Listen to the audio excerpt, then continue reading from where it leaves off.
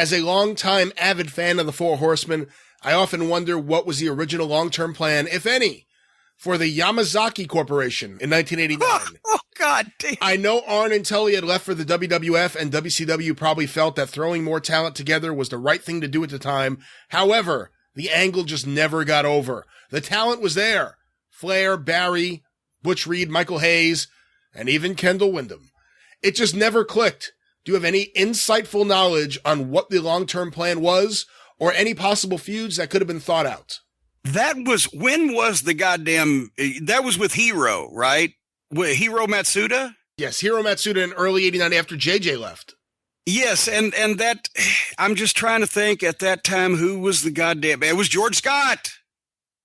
And that's another one that George Scott started, because of course George lived in Tampa and knew Hiro Matsuda, and had apparently just read a newspaper from about 8 years before that saw that the Japanese were taking over a lot of American companies and decided to be right on the cutting edge of that happening, since it had been happening for about 10 years.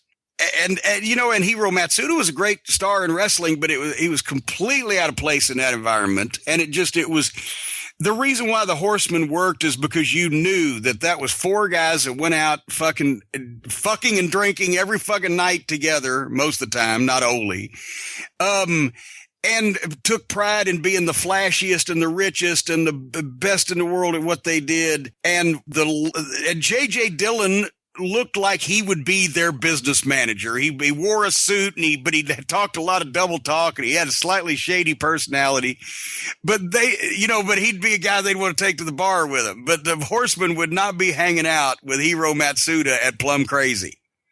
It just didn't work. It didn't fit. It was just hokey. And, and people didn't believe it.